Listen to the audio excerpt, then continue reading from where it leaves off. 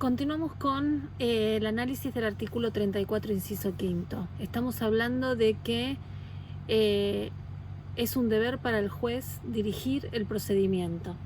Veamos los diversos incisos. El primero dice concentrar en lo posible en un mismo acto o audiencia todas las diligencias que sea menester realizar.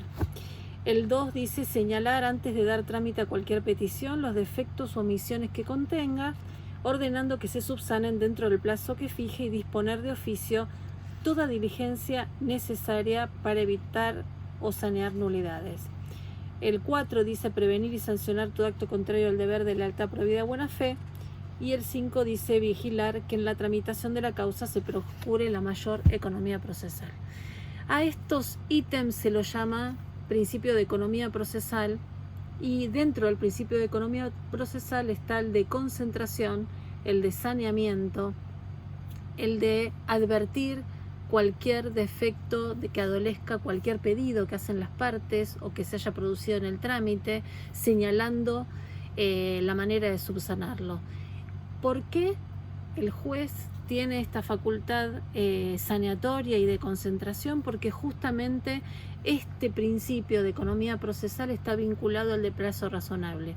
Y recordemos que el plazo razonable es una de las garantías del debido proceso legal, junto con el ejercicio del derecho de defensa en juicio, el artículo 18, la igualdad ante la ley y el juez imparcial e independiente y la tutela judicial efectiva. El plazo razonable, entonces, es uno de los principios básicos que hacen a la garantía del debido proceso legal, y como un desmembramiento de esa garantía está el principio de economía. El principio de economía se puede subdividir en el de concentración de actos, es decir, en qué momento el juez concentra varios actos en una misma, en un mismo acto, en una misma audiencia. En una audiencia, justamente. En una audiencia el juez puede sanear, resolver cuestiones, incidentes o incidencias que se planteen entre las partes.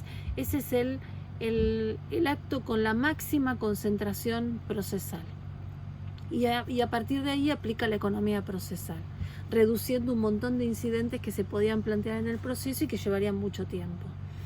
El sanear nulidades también hace la economía procesal, porque cuando el juez advierte que un acto es defectuoso, ya vamos a ver en el transcurso de la materia las nulidades procesales, pero bueno, sepamos hoy que un acto procesal que tiene los mismos requisitos que cualquier acto jurídico que conocemos, puede tener algún defecto de forma, y en la medida en que ese defecto que contenga el acto procesal le impida alcanzar la finalidad, el juez lo tiene que advertir.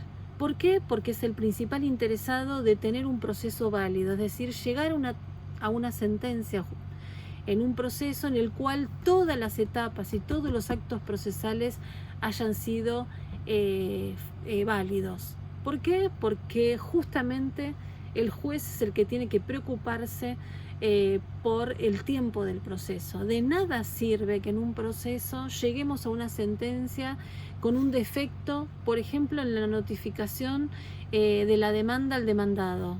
Si hay una posibilidad de que se haya producido algún defecto, de que haya habido una sospecha de que ese acto tan trascendental como, por ejemplo, el traslado de la demanda, que es el primer anoticiamiento que tiene una persona de la existencia de un proceso, tenga algún defecto, por ejemplo, que no sea el domicilio del demandado, el juez lo tiene que advertir. No puede permitir que un proceso tenga ese vicio y que se dicte una sentencia con ese vicio trascendental. Y en esto entonces hace hincapié el 34, inciso quinto.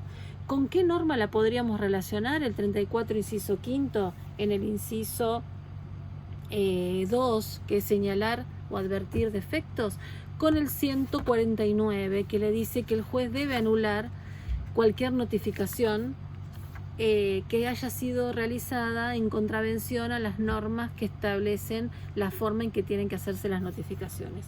Ese es un vínculo que podemos hacer entre dos normas. Mantener la igualdad entre las partes es el artículo 16 de la Constitución Nacional, y en esto tenemos que relacionarlo con el artículo 75, inciso 23 de la Constitución Nacional. Entonces, artículo 34, inciso 5, el tercer apartado, mantener la igualdad ante las partes, tiene una clara relación con una garantía que es la igualdad, que ya vimos que está en el artículo 16. Y cuando nos preguntamos de qué tipo de igualdad estamos hablando, tenemos que remitirnos al artículo 75, inciso 23 de la Constitución Nacional, que nos dice quiénes son los vulnerables, quiénes son las personas que el Estado se tiene que ocupar especialmente porque tienen una desigualdad estructural. Las mujeres, los niños, los ancianos, los consumidores, los trabajadores, las personas con discapacidad. Todos esos sujetos están marcados en la Constitución Nacional como sujetos especialmente vulnerables y que requieren una protección especial de nuestro ordenamiento jurídico y obviamente dentro del proceso judicial. ¿Qué implica eso? Que el juez, cuando advierte que hay un menor de edad, una persona con discapacidad, un sujeto de tercera edad, la mujer, el trabajador o el consumidor, tiene que preservar una real igualdad en el proceso, ejerciendo acciones positivas, obviamente, que ya veremos cuáles son. Después dice prevenir y sancionar todo acto contrario a la probidad, lealtad y buena fe. Las partes tienen que dirigirse en el procedimiento con lealtad, probidad y buena fe.